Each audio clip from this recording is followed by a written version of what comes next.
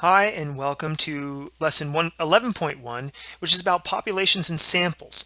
And here's our standard, but overall, we're supposed to learn how can you use a sample to gain information about a population. So we already have some new vocabulary here that's going to be discussed in this first paragraph. Random and non-random sampling. So when information is being gathered about a group, the entire group of objects, individuals, or events, that's called a population.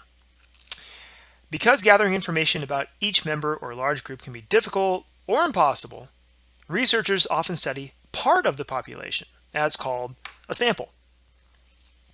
So, the size of a sample and the way the sample is chosen can have an effect on whether the sample is representative of the population or not. So, yeah, how you pick that is very important. A vegetable garden, in our situation here, a vegetable garden has 36 tomato plants arranged in a 6 by 6 array. And here's our 6 by 6 array right here. And the gardener wants to know the average number of tomatoes on the plants. Each white cell, so each of these white boxes here in the table represent a plant.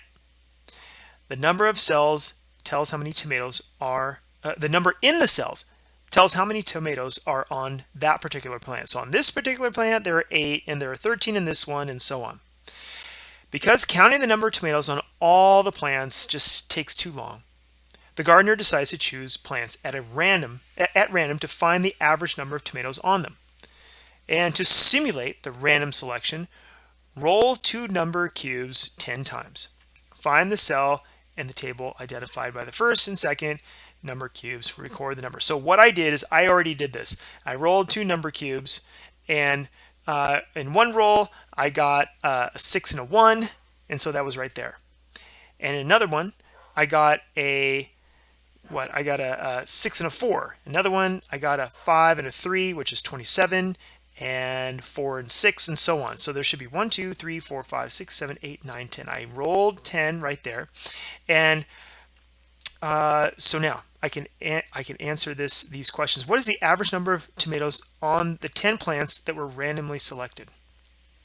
Well, when I averaged all these, I added all these numbers and divided by 10. I got 20. So when I added all these numbers and divided by 10, I got 27.8.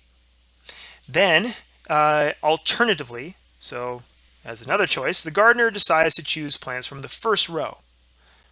That's this row right here. What is the average number of tomatoes on these plants?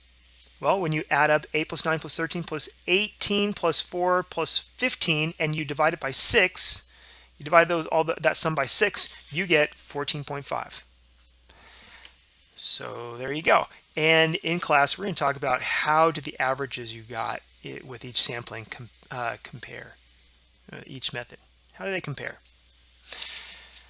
Okay, so to reflect, how do the averages you got from each sampling compare to the average of the entire population?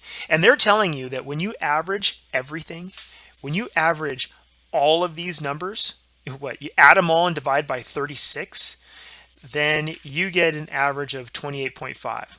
So if you actually took the time. So how do the averages compare? Well, the random sample is closer to the actual average. The first row average is much lower. So when you compare this to the average I got of 27.8, that's pretty close.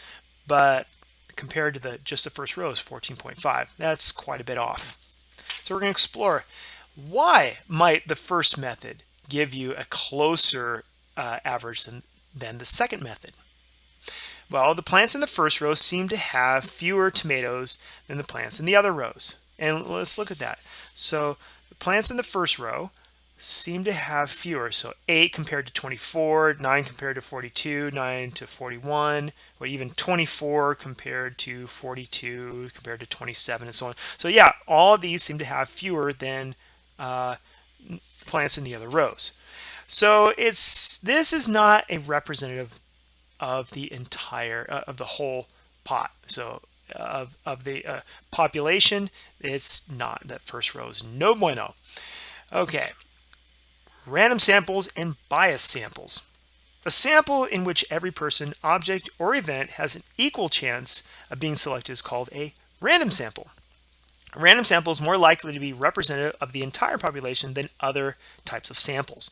When a sample does not accurately represent the population, that's called a bias sample. And we're going to see a couple of examples of that. So we identify the population. We determine whether each sample is a random or biased sample and explain why. Okay, so in this situation, Roberto wants to know the favorite sport of adults in his hometown. He surveys 50 adults at a baseball game. Okay, so what's their favorite sport? And he goes to a baseball game. The population is adults in Roberto's town. So that's the population, because it says identify the population, so they did.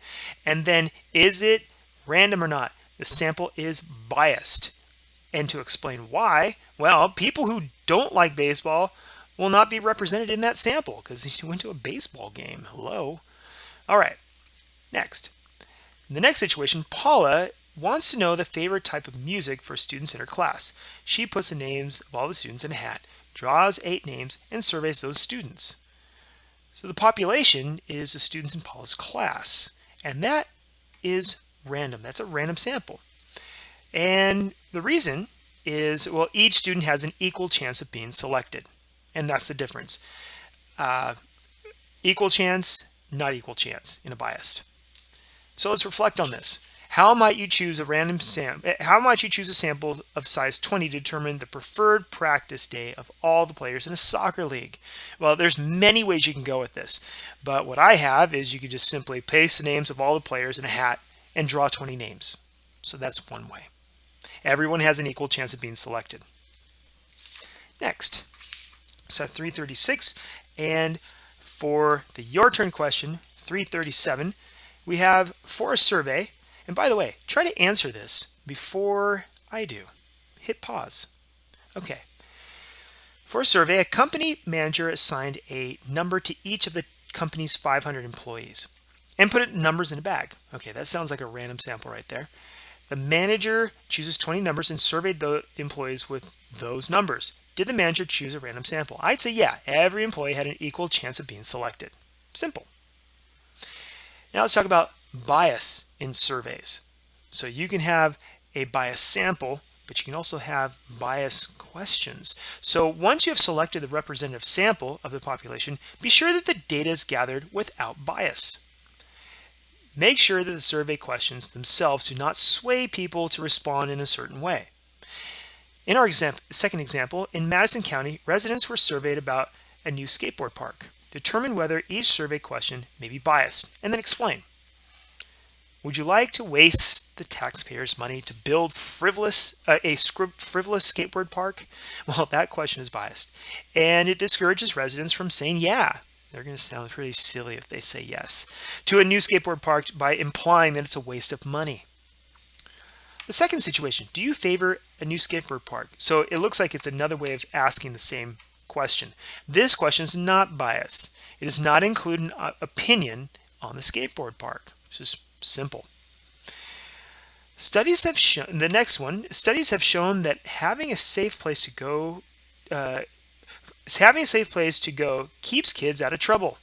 Would you like to invest taxpayers' money to build a skateboard park? Yeah, this one's biased. It leads people to say yes because it mentions that having a safe place for kids to go and stay out of trouble. So there you go. And your turn on this. Determine whether each question is biased and then explain why. When it comes to pets, do you prefer cats? The question is biased since cats are suggested. And what is your favorite season? This question is not biased. It does not lead people to pick a particular season. And there you have it.